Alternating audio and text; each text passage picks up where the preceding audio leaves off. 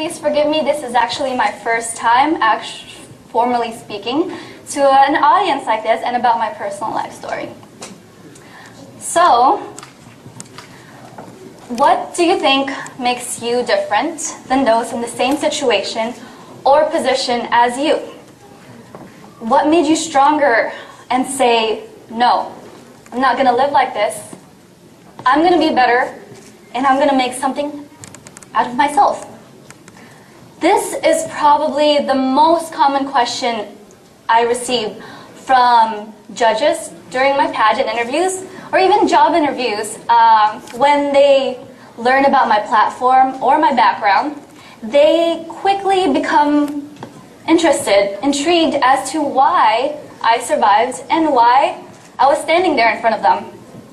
And to be honest, my answer used to always be, I don't know. So from the moment that I took my first breath, I was born through struggle. My mom separated from my dad when I was still little due to domestic abuse, and because of that, she felt the need to run away. When my dad started working overseas in Japan, my mom then saw this as her slim chance to leave. She then got the opportunity to go to the United States through a travel visa, and I was left at the hands of my grandparents in a small province called Pampanga in the Philippines. That's my grandpa, my grandma. And during my childhood, I was quite the adventurous child, to say the least. I loved playing outdoors. I liked playing rough. I was actually a tomboy. As a matter of fact, every single day when I would head off to school in my clean, white, crisp uniform, I would come back home and it would look like I rolled around in dirt, and my hair would be all tangled up and everything. But though I was like this did not stop me from being studious. I loved reading and I loved learning about everything and anything.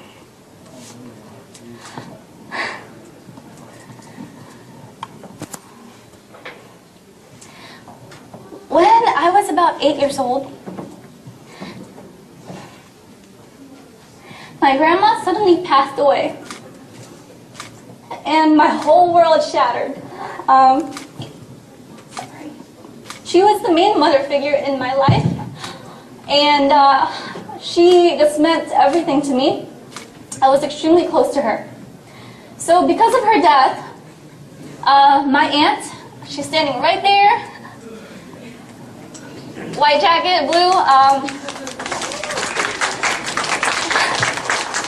she then had to step up to the plate and take on the responsibility of raising me.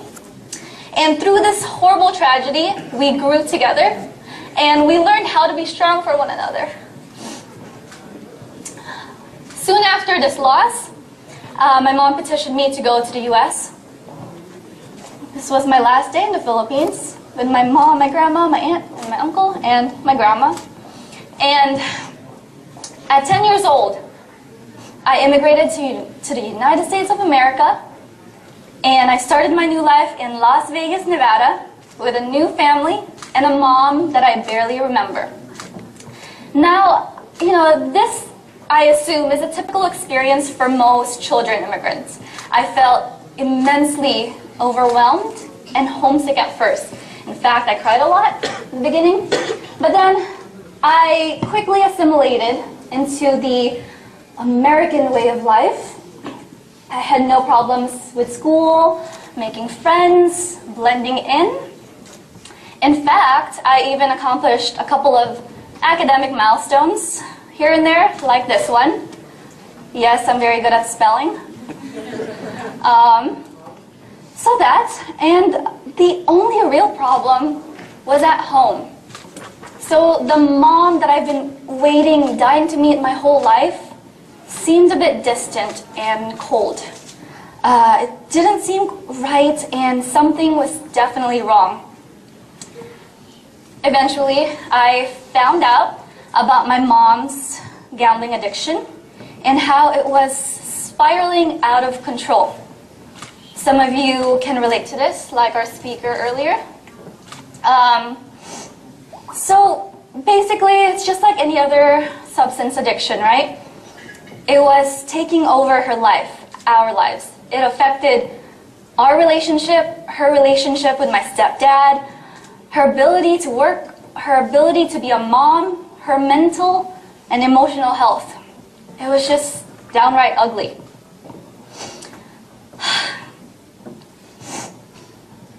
So basically, it came to the point where it would be a common thing for her to take me to the casinos on school nights, and she would use me as an alibi, say we were hanging out, going to the movies, but in reality, she would just hand me a $20 bill to go to the arcades while she gambles away thousands of dollars at the poker table.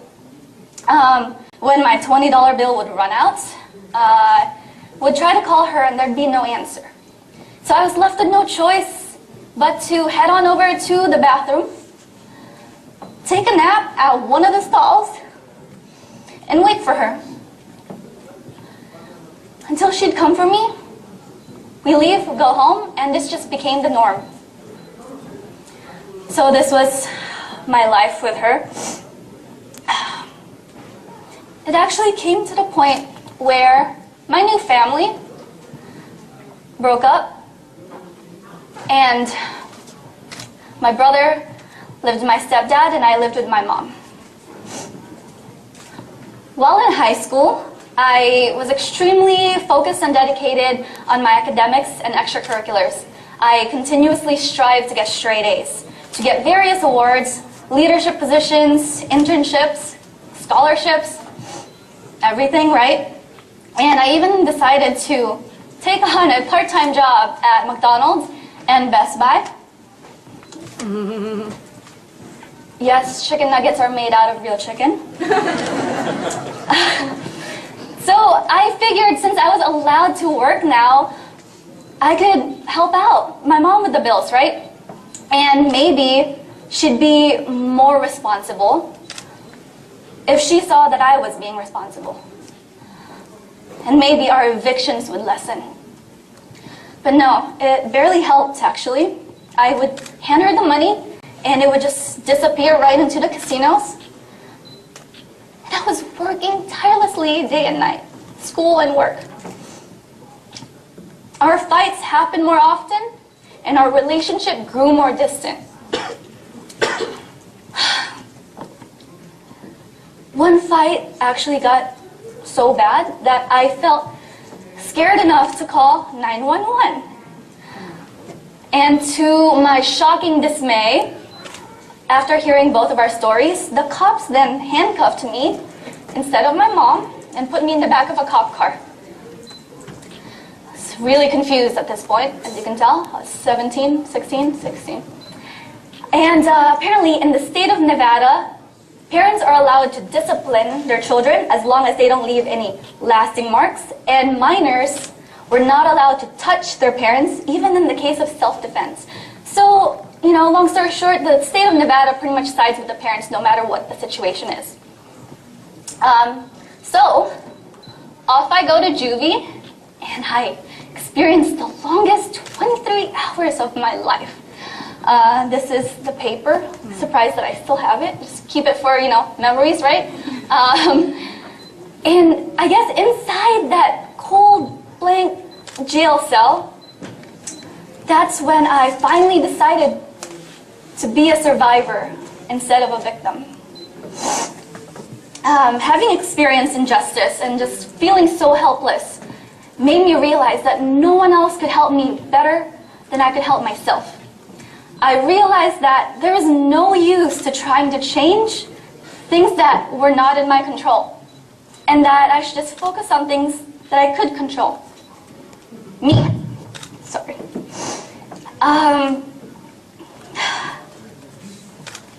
And basically, I just needed to light this fire within myself to help me persevere through paving the path to changing my life.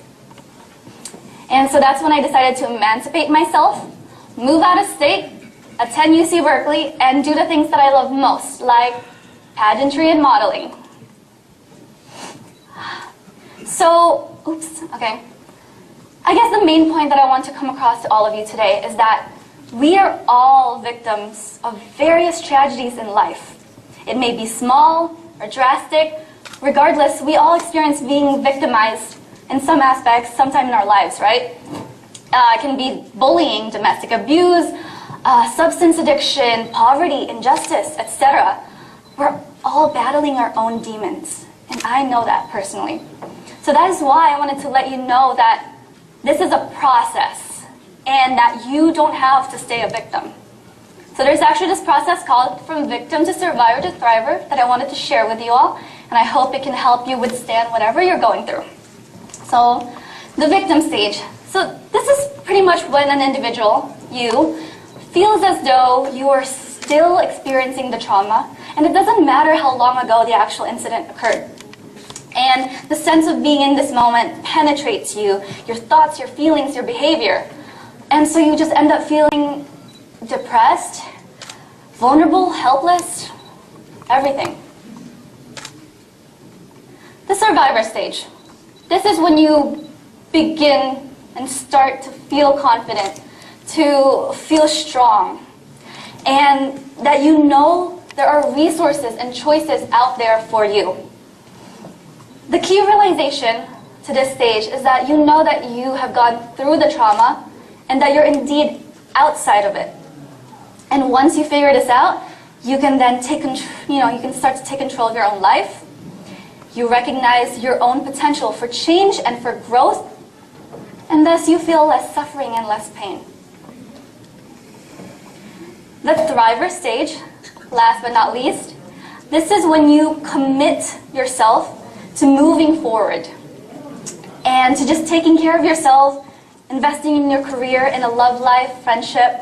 And this is when feelings of strength, self-determination, and resilience start to resonate within you.